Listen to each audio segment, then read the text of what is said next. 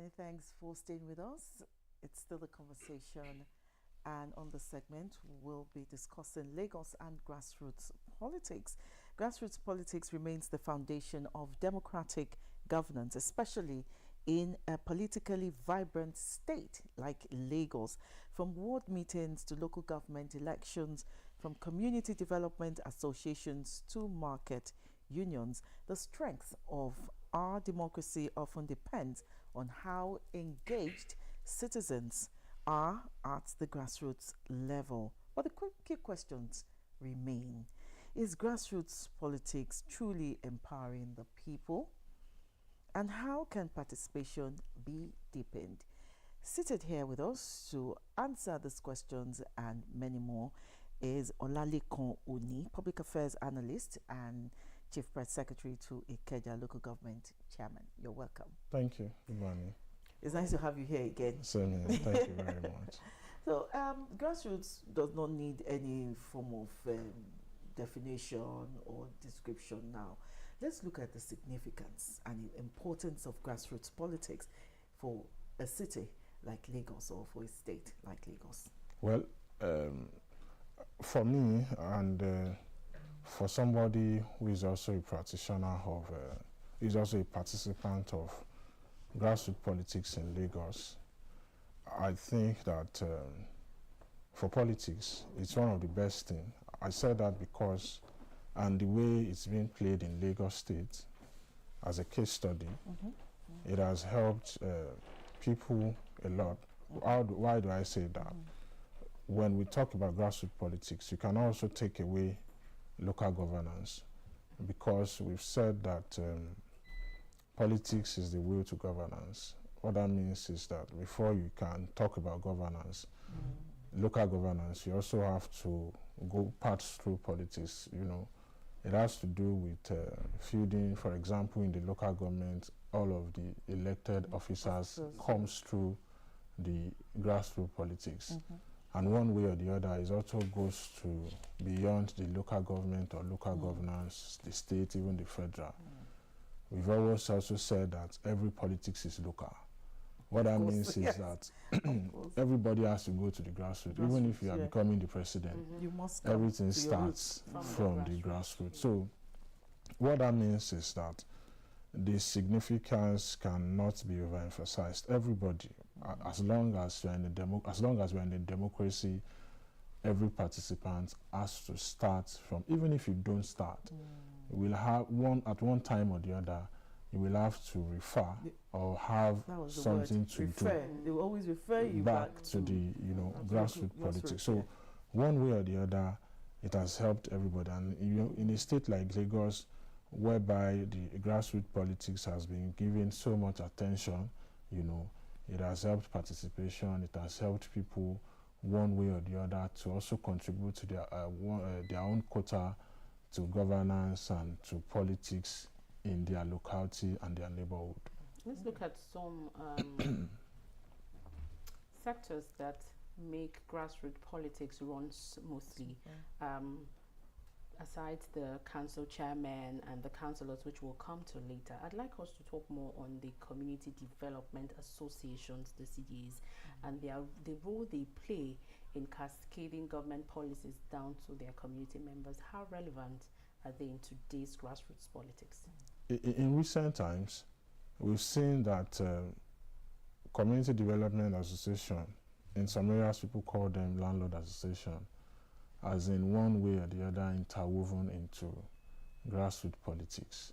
I hope there are no conflicts.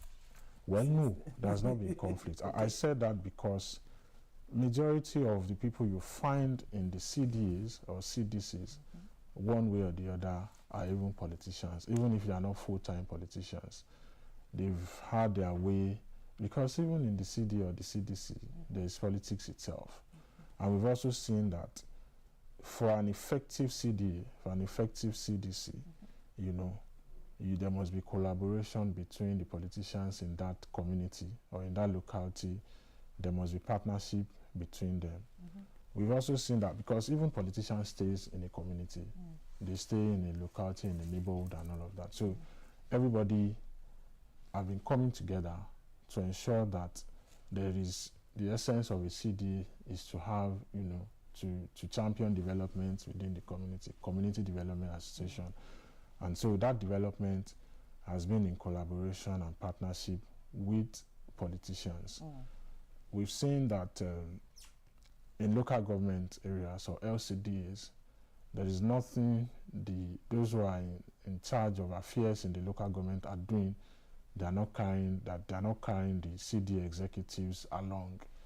In fact, with what we have in Lagos State, most of the local governments or LCDs have their monthly security meeting. And in that monthly security meeting, the CDAs and the CDCs are included at that meeting. That's to tell you how far the collaboration and the partnership between the CDAs and the CDCs and the local government and politicians have gone in Lagos State. So that has helped, in ensuring that whatever is happening in the community, and it's a feedback, it's a two-way thing. The local government needs a feedback, grassroots government needs a feedback of what is happening in the community, what we do. Let me give an instance. In Ikeja, sometimes, I think last year, when the chairman assumed office, one of the first things he did was that to ask all the CDAs to submit what their pressing needs are. In fact, that was the first thing he did. So, each CDC, some said they need a new drainage, they need their drainage to be distributed. Some said they need their roads to be graded and so on. Some said upgrade of primary health care centers, and a whole lot of things came up. And every one of the CDAs, combined their pressing needs together and submitted to the chairman. And that made it very easy for the chairman to even know where to start from. And he has attended to all of these things. So this collaboration, some of this, not all, majority of these things so far, it's just 6 months or 7 months in the office. So that's the partnership, that's the collaboration between the CDA, politicians or grassroots politics, and the local government.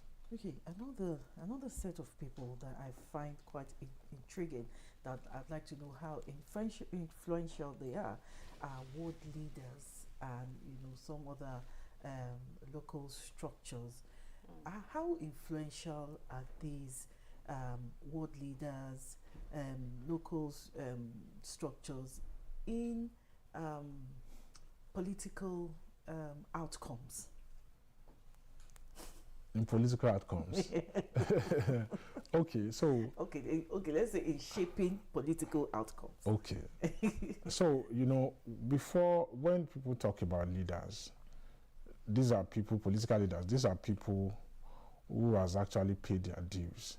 Dues means that they've been around for a long time. You find a leader in some wards who have been around for 30, 35 years, who's also started as a follower, as a floor member, so to say, and then over the years turns to decades, rose through the ranks. Some of them have even have held one position in the local government or the LCDs. Some of them have held party positions in the past and all of that. So one way or the other, their wisdom has helped. They are able to identify, aspirants or candidates who they feel can, and the way it works is that when you talk about ward leaders, we call them apex leaders. They are in every ward. They are in, and they have ranks. You have ward apex leaders, and you have local government or LCD apex leaders. So these leaders, sometimes they're in numbers, 10, 15, 20, depending on how, they put them together. These leaders have gone ahead, they've rose through ranks, they've had experience. And so what happened in the political setting is that people trust their experiences. They know that they've had, they've seen a whole lot of things. Because they've been there. They know people, at least with their wisdom, with their understanding and with their knowledge, they can read through aspirants and they know that, okay. And the way it works is that most of the times, by the time they do something like a consensus to say that, okay, at this season, this time around, this election period, let's support somebody. Let's support this particular person. what they're also saying is that they are not discarding the other people. They are saying that your own time too will come.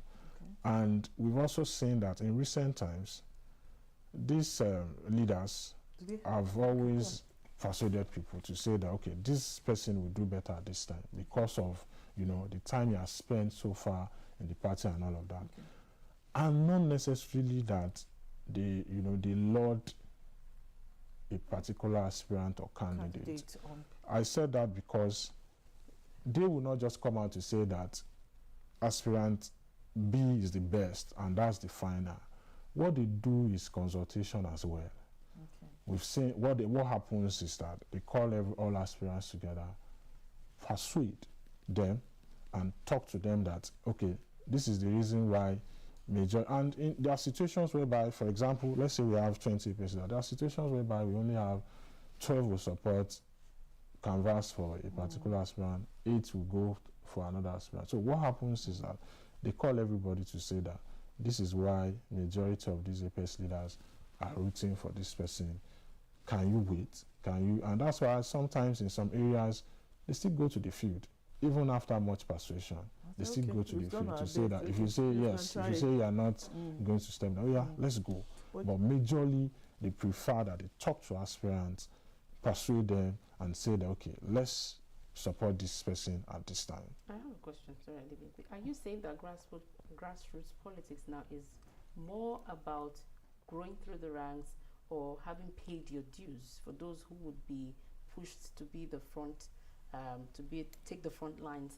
Is it those that have paid their dues, or those who have grown through the ranks, or someone who can just come up and say, oh, I've got this to deliver and I know I can deliver it? And I'm qualified. Well, within the party ranks also, within the party, somebody cannot just arrive and say that I have this, you know, support me and let me just fly. The reason is because, you know, we use this language in politics, tested and trusted. Trusted. It's an English word, but politicians use it more. We see tested and trusted. And the truth of the matter is that in every sector, every industry as well, people don't just come and say that I'm taking over. Well, maybe it happens somewhere else, but in politics, loyalty counts as well. Experience also counts. And so when you don't know the person, maybe an outsider can say that what experience does he have? But what you are looking at as something that is not an experience, politicians look for it. In Yoruba they say, I don't know, what's the English? Okay, I paid his dues. So they also look out for such things. Because if everybody is just living that terrain and one day just wakes up, who will hold the party together? There are people who have been holding the party together in one way or the other, not finances alone. You find out that most of the times, you know, they give people positions in party, they support people who are not that very rich. And you look at it and say, but they just know that you're capable. Very important now that at least to an extent you are educated, and then but you have paid your dues in the party. Because if you don't pay your dues and somebody just comes to hijack, you know, they look at it as, so people ask the questions as, so why are we staying put? Let's also leave. When it is time, we'll come back and hijack. So that's why it is important that people, especially leaders, support people who have been around, who they've seen around, who they see as, and this is, what we are discussing is just an internal mechanisms within the leaders and all of that. So, but when you get to the main election and polls, the deciding factor is the electorate. But these are workings within the party first. And this is why we encourage people to say that, you see, when people say that we will choose a leader, very good.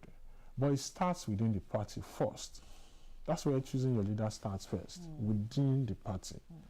Because the constitution of the Electoral Act permits that the party presents a candidate first. And it is those people that the party presents that will now, you know, the electorate now have, you know, the deciding factor on them. But the machinations, the processes starts first. And so it is we encourage people to join a political party, not because I'm of the APC, but it is important, at least join one party first. Let's start from there. And that's that's the foundation of our democracy. Okay, still talking about these leaders, these world leaders, and shaping political outcomes. Some are of opinion that that they are mainly mobilization tools.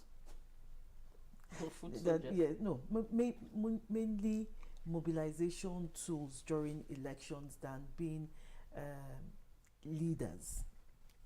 Use foot soldiers. I didn't get that, please. Okay, the question now is, we're talking about world leaders and you know what they do in shaping political outcomes. We've only talked about the shaping of political outcomes. Some are saying that, look, these people, they don't shape any political outcome, that what they do is just mobilize people, that they are mobilization tools, you know, during elections, that is what they do mainly. Well, an outsider will say that, but when you are inside, you understand better. You understand the workings. The way it works is that, especially in the local politics, grassroots politics, within the party, nobody becomes an aspirant or a candidate without the input of these leaders, without their input. That's why you see that during elections, during campaigns, you know, when, like for example now, towards the general elections, what is going on is that, you know, the timetable says, the INEC timetable, speculative now, speculations now says that at least by maybe May or June, we'll start, political parties will start their primaries. These are still in speculative realm. But we know that this year, political parties will have their primaries and then campaign will start. So what aspirants are doing presently now, at least some have started, the first thing they do is consultation. And who are they consulting? These world or local government leaders. So if they are just mobilizers, if they don't shape any outcome, why are aspirants, you know, visiting them, consulting them? Yeah. So what it means is that nobody becomes a party candidate, so to speak, without the support of these leaders at the grassroots. Even if you are going for a state house of assembly, if you are vying for House of Rep, even if you are vying for Senate, you still have to go back to these leaders, you know, to consult them, to talk to them, because one way or the other, they have people under them that they will talk to. So, you know, approaching the primary, now the electoral act has really changed. It is now either consensus or direct primary. Either way, these grassroots leaders, in fact, it's as if they've given them more power now. The electoral act has given them more power. Because if you are doing consensus, who are those coming up to say that this is the candidate that we want? It is these leaders that will sit down, come up. You know, I gave an example that if you have 20 world leaders, for example, if 12 says that the candidate, aspirant A is what we are going for, already that aspirant has, you know, and they have a way of, because they've come a long way together, so they have a way of talking to them, so, let's support this person, let's support this person. So now the consensus favors those party leaders, even the direct primary. Direct primary means that every party member will come out, line up behind their preferred aspirant. So if you have that, and majority of all these party members, they have a leader that they submit to. Majority of these party members, they have a leader that they submit to. So in that case also, the aspirant also has to go to the leader. Because the way local politics is played is that if an aspirant calls you now that come and support me, the first question is that I'm waiting for my leader to tell me. These are internal mechanisms of how things work within the party. Within the party. So the leaders are not just mobilizing tools. They have a say. They have a say. Still about these leaders now. So, because again you have explained now that I know why I'm asking these questions, but I'll tell you after the show. Now you have, you know, kind of enlightened that they've been empowered.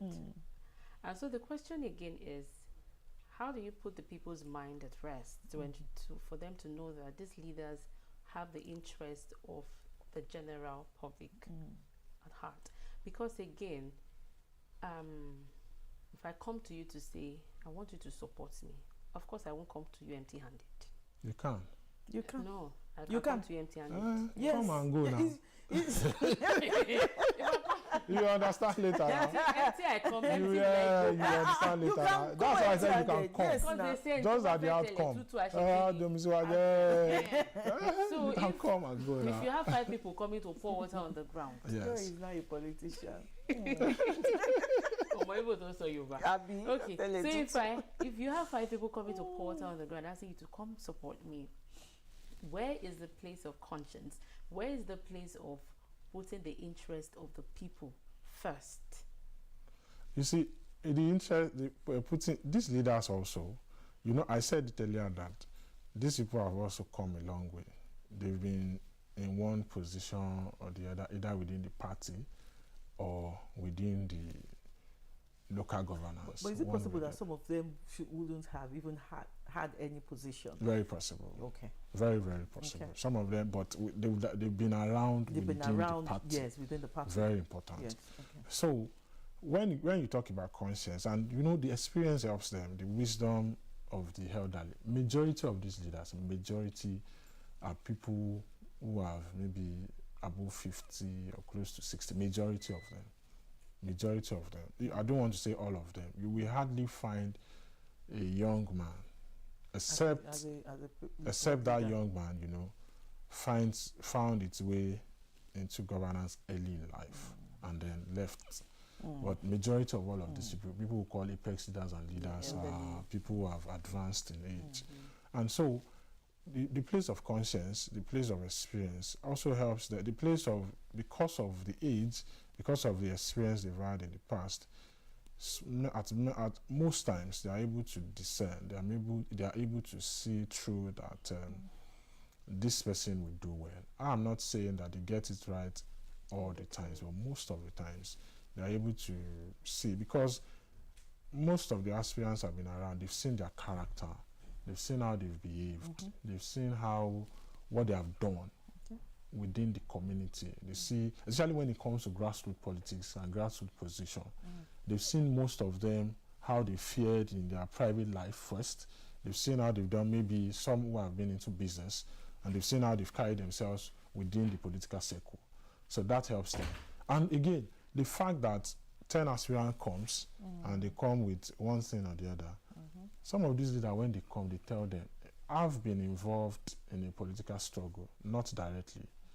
But when we started our struggle in 2018, one of my friends contested for a particular position, and we were told at the very beginning by a leader that it is not yet his time, that the person in that position is going back. We get a second term ticket. We were told. And you find leaders like that who will tell you that not because you brought something for me, but what we were told that, okay, so you two go and you know, do one or two things, move around, consult, so that they can also know you. And you know, like I said earlier, that the supporting process tells us that they will tell you that, okay, it is not yet, this person has been around for for a long time. So let's give it to him now. If you two can stay around, your time will come. And you know, fortunately, that person that was told to wait then, fast forward to 2021, he got a position as well. But those leaders, the fact that you bring something for them doesn't mean that they tell you that you are the next, don't worry, you have brought something. No. So that's the place of conscience. That's the place of, okay, the concern for the people before supporting a particular aspirant or candidate. Okay, I want to lump these two groups of people together because of time. Let's talk about the role of the youth and women in grassroots politics, especially in Lagos State, where we are. Some people have said, oh, they only use, I'm going back to this mobilization again, for women generally, that all they do is just, you know, use those women as praise singers and, you know, healers, and then after that, after the elections, they discard them, and usually they don't really get anything tangible. And for the youth, that they also use them as political thugs and all of that. So I'd like to understand what are their roles in grassroots politics beyond what people think they do. That has been proven wrong in Lagos State, since our focus is on Lagos State. That has been proven wrong in Lagos State, that the youths are used as thugs or mobilization tool in Lagos. Proven wrong. And that women are praise singers. Proven wrong. I can give lots of instances. So if you check for example, check the Lagos State cabinet, you will see young people who were given positions. In fact, most of the SSAs to the governor, I don't want to say all, but most of the SSAs to the governors, most of them are young people. Even some commissioners? Yes, even some commissioners are young people. And then come to party ranks, go to women. In fact, women inclusion in Lagos is top notch. For example, the LGA Congress we just held last Saturday, we had women who were made local government chairman, party chairman in Lagos. Okay. Yes, and we've had, even before now, the Ojodo LCD party chairman, a woman. Now, even if Ikeja, now a woman, and so on and so forth. And so, if you also look at the last local government election we had, there was a rule that came that in every local government, if you have 6 wards, for example, if you are going to have 6 councillors, 2 out of the 6 must be women. Why 2? Why not? That number is still a bit low. No, now we are coming up. We used to have 2 out of 6. No, now before what we used to have is 6 men. 6 men. Yeah. And then the list of the ESCOs, the supervisory councillors are coming up. It was mandated that women must have a fair representation in the list. Okay, my producer said we should say thank you, on behalf of the women.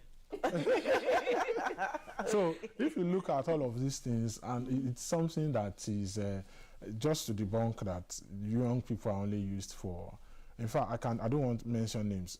If you check the councillors that we have in Lagos State, majority of them are young people. Well, when we say young people, I mean below 40. Most of them, yes, below 40. And we have local government chairmen in Lagos State who are even below 40. Who are even below 40. Yeah. So that tells us that the notion that young people are used for thuggery and women are used for praise singers is not. Even local government chairman in Lagos State, the number of women in that office has increased, and it will continue to increase. So if you check all of these things, Lagos politics and the grassroots politics is really coming up, and then when it comes to women inclusion, youth inclusion, it's coming up, and the numbers are increasing very well. Okay, let's also talk about the role of traditional rulers now, and also their relationship with these political actors. They are no leader or the politics, especially Lagos is dominated by the APC. The APC doesn't joke with traditional rulers, their role and all of that. Again, let me say that in the list of people who are always attending the security meeting, the local security meeting monthly, we also have the traditional rulers, and they have been remunerated very well by the local government. The local government pays their salaries, and so if you look at all of these things together, when we did the last membership registration, the traditional rulers were also spoken with and all of that. So in local governance and grassroots, the government of the day, the administration across the 57 doesn't joke with the traditional rulers. They're always carried along. They meet them. In fact, there are special, for example, in Ikeja Federal Constituency, there is always, on a yearly basis, there's always like a seminar organized for them. Sometimes it will be on security, sometimes it will be on just to, impact them as well. So they have, in fact, in this constituency that we are, federal constituency, the Obas, the MHR also built a house, renovated their buildings and gave them a befitting building, gave them vehicles and all of that. So those are things that shows that the traditional institution is not left out at all. Okay. I'm going to touch on a very sensitive issue now, which is prevalent here in Lagos, or as reported. Political godfatherism, is linked to grassroots politics. Is that still a factor in Lagos? Because some people even say it's not godfatherism; they call it mentorship. Mentorship. So, which is it still a factor?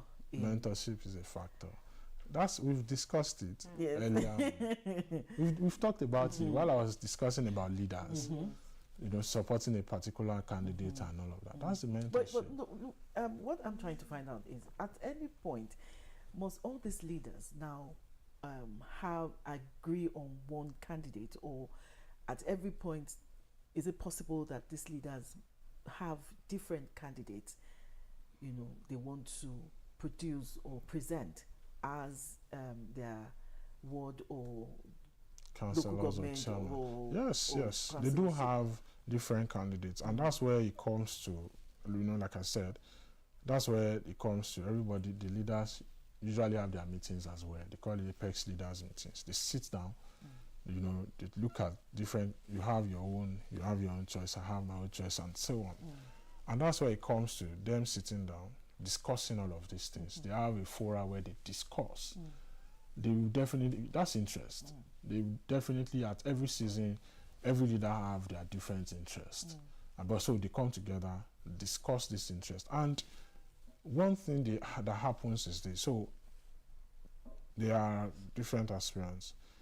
So what happens at the end of the day is that one is picked for a particular position, one is picked for another position, another is picked for another position. That's what they settle for. So if one is picked as the chairman, there's the vice chairman position. When the governance is formed, there's the SLG. I'm talking about local government. There's the SLG. There are councillorship position. There's supervisory councillor position. There's SLG. So everybody's interest will be covered, taken care of at the end of the day. Because no two person can become a chairman. The position is just one. Vice chairman one. Councillors can be depending on how many votes you have in the local government, and so on and so forth. So everybody's interest is taken care of. You want to ask maybe, how is the interest of the people taken care of? It is taken care of. That's why we have multiple parties. So if you feel that the chairman party A is giving you, you don't like the chairman, vote for the chairman party C is giving you. If the councillor, if you are not okay with the councillor party B is giving you, vote for the councillor party Y is giving you.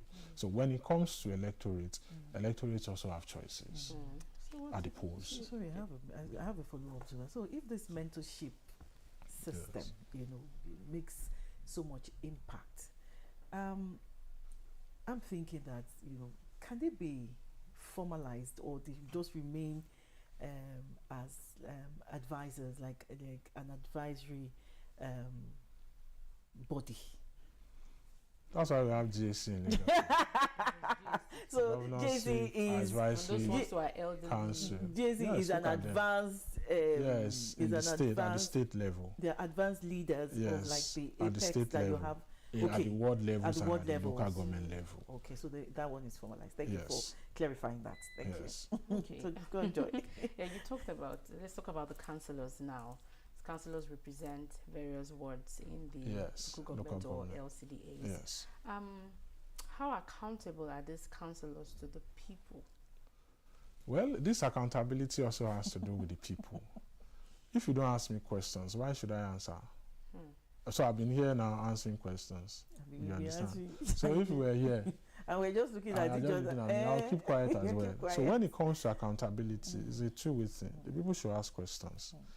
You don't just have council. Unfortunately, many people in their community don't even know their councillors. It's only election time. So even if you don't vote, do you really have the right to ask questions? Maybe. But at the end of the day, you ask questions. So that's where accountability can come. When you don't ask questions, nobody. Okay, if people are not wants to asking answer. questions, can't you just put yourself out there and say, And okay, do what you're supposed and to do. Well, okay, some will do it now. that, Some, okay, I'm having funny like enough, they do work. a Some town of hall them, meeting. some of them even work. Okay. Some of them provide boreholes.